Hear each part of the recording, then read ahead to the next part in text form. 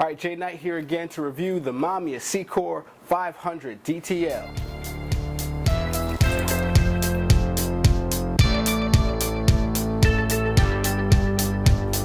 Alright, let's talk about style. This thing has style, the retro style that a lot of people are looking for when they're looking for an older camera. People want to pay attention. People do pay attention when you take this out.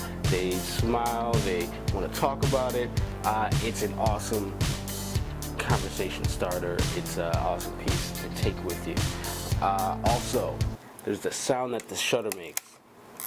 There's that, the wind, and the clop. Hold on, you're gonna. Oh wait, hold on. Come on. One more. One more. Okay, that's the clop. Really, it's a clop. All right. You can't beat the aluminized, the metal on this thing.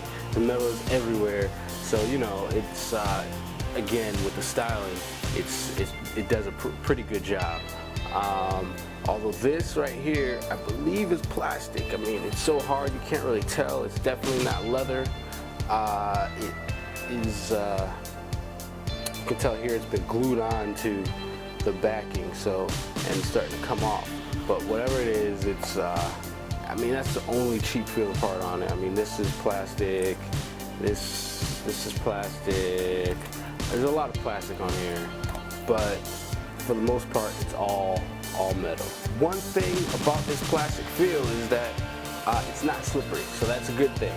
And now let's go into the feel of this camera.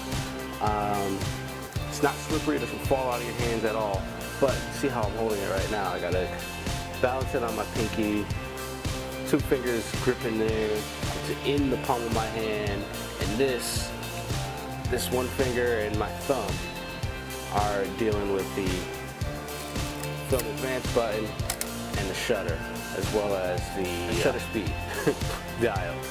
So, and then to shut it down, or to check my stop it down and check the shutter speed. One thing I'll say is that the way you hold it makes you slow down and understand and listen to or feel out the camera a little more. Now, you see I'm holding it here. One thing that you get used to with the DSLRs and with the more modern cameras is the DSLR hump, that little thing right here that you grab onto, and it's really great ergonomically. But as far as this just being a box, you know, big box, square, you just grab it and grab the lens and you deal with it. So whatever.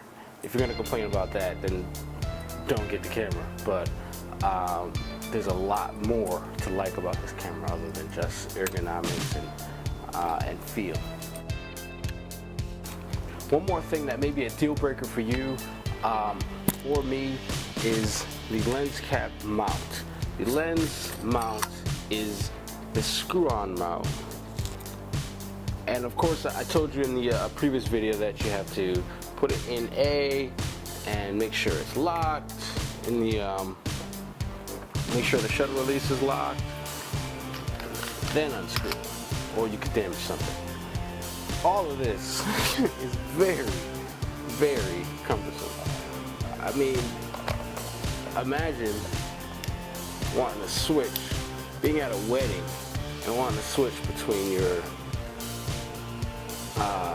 50mm and this. You might as well just have another camera ready for you to go and shoot, because or second camera with a second lens on it to go ahead and shoot, which is possible with these things running about what, $30 on eBay. I think Amazon has them for like more like $100 or so. So again, the lens mount could be a deal breaker for you. It takes, let's see,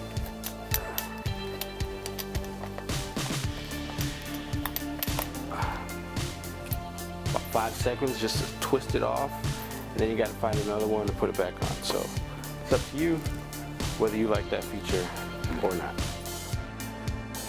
Okay, so would I recommend this camera? Yes. It's a good camera for photography student, for someone that wants to relearn photography or learn photography from the ground up, you'll really get a good bang for your buck out of this camera. You can find it for $20 to $60 on eBay. But what I will say is that if you can find one, go ahead and buy the 1000DTL. That one actually has a higher higher shutter speed.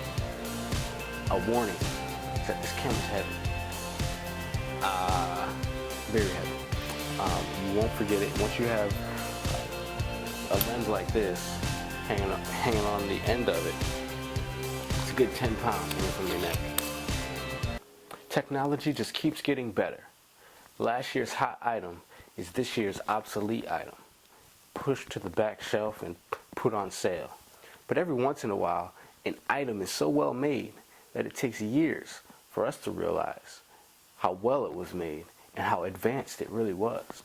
All it took to bring this camera back to life was a battery for a hearing aid. Everything else was engineered to work without fail, from the shutter to the shutter speed to the film release and advance lever. All work without the aid of that battery. It makes you remember that old phrase, they don't make them like they used to.